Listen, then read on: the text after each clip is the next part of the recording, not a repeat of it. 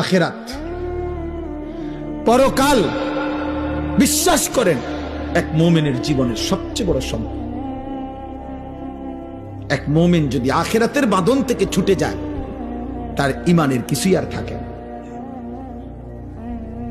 ইমানের কিছুই আর থাকে। আল্লাহ তাআলা ইমানের প্রথম পরিচয় দিছে আল্লাযীনা ইউমিনুনা বিল গায়ব, যেখান থেকে মালিক তার কোরআনের সূরা বাকারায় কথাই শুরু করছেন।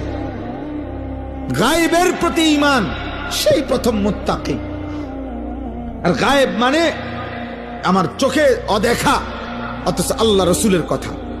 কবর, কবরের আযাব, কবরের শান্তি, মুনকার নাকিরের প্রশ্ন, মৃত্যুর সময়কার হালাত, মালাকুল মৌতের জান কবজ করা, জাহান্নাম, আখিরাত, হাসর, মিজান, ফুলসিরাত, এই সব কিছু ইউমিনুনা বিল গায়ব।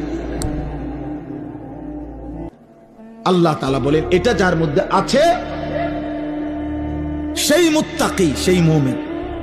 তাহলে ইমানের প্রথম সম্পদ, ইমানের প্রথম নিয়ামত আমার রব যা বলেছেন, যদি আমি নাও দেখি, নাও শুনি, নাও বুঝি, আমার কল্পনায়ও যদি না আসে, তারপরেও বিনা শব্দে, বিনা বাক্যে শতভাগ মেনে নেওয়া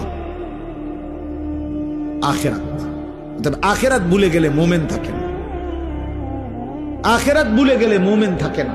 আখিরাত বুঝে না ধরলে মুমিন থাকে না। আখিরাত ভুলে গেলে ঈমান থাকে না। আল্লাহ আমাদেরকে আখিরাতের ফিকির দান করে, কবরের ফিকির দান করে।